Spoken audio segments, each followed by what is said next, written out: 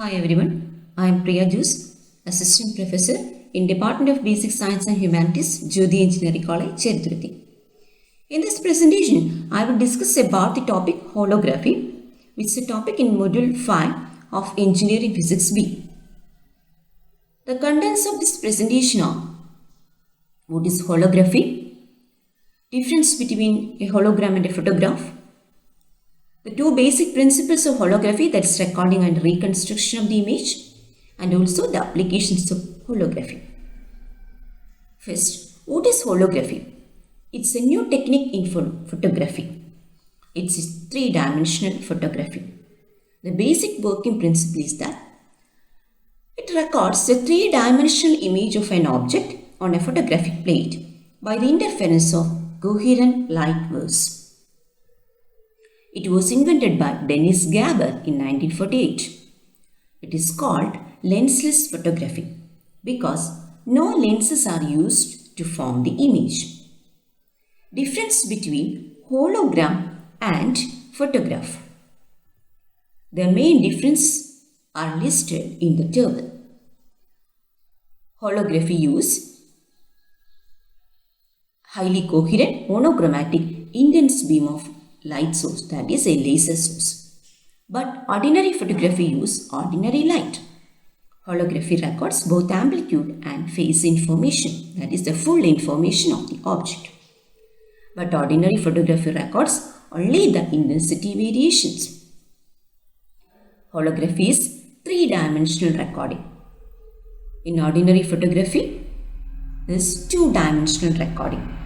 Holography is called lensless photography because no lens is used. In ordinary photography, we use lenses to focus the light. Holography requires very high resolution film. Ordinary photography requires ordinary film. In holography, we need vibration-free table. Ordinary photography has no need of vibration-free table. When a hologram is cut into pieces, each cut part contains the full information and several images can be recorded on a hologram. But as we know, in ordinary photography, if we cut this photograph into pieces, then each part contains only a little or a partial information. Because ordinary photography records a single image on a film. These are the main differences between hologram and a photograph. The next topic, a basic working principle of holography. There are two processes recording of a hologram, that is how a three-dimensional image is recorded on a photographic plate. The second process, reconstruction of the image, that is how we can view the three-dimensional image. First process, recording of hologram. In this process, we require a laser source. That is, this laser source produces highly coherent monochromatic intense beam of light. This light is allowed to fall on the device called beam splitter. This beam splitter divides the beam into two parts, reflected and transmitted. The part of the light beam from the beam splitter incident directly on the photographic plate is called reference source. And the other part, which is reflected from the beam splitter, is also reflected by a mirror M placed here. And these reflective waves from the mirror are allowed to incident on the object which is to be photographed. The waves scattered from the object are called object waves. These object waves are also made to fall on the same photographic plate. Then there are two waves, object waves and reference waves.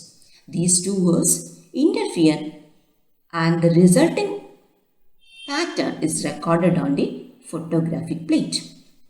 Now, this photographic plate is called a hologram. This is the first process in holography. The next, reconstruction of image. Reconstruction of image means the reproduction of the image on the hologram. That is how we can view the three-dimensional image. For this, a laser light is used. The wavelength of this laser light is same as that of the one used for recording process. Then the reconstruction box produces two images, a real image and a virtual image. One wave appears to diverge from the object. It gives a virtual image of the object which can be viewed three-dimensionally.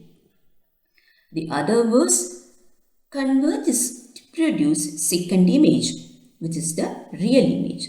This real image can be photographed from various angles. As a result of these two images, we get a three-dimensional effect of the object. That means we can view the object three-dimensionally. These two are the basic principles of the working of hologram.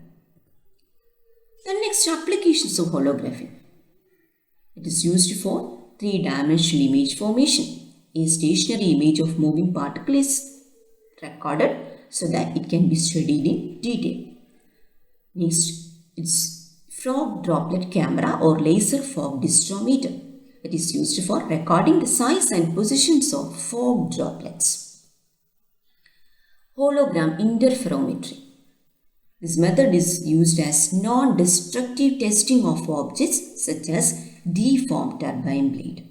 It is also used to study strain distributions in an object. It is used for the two-dimensional and three-dimensional storage of information. And the advantages of a hologram is that it is not affected by the presence of scratches, dust, etc.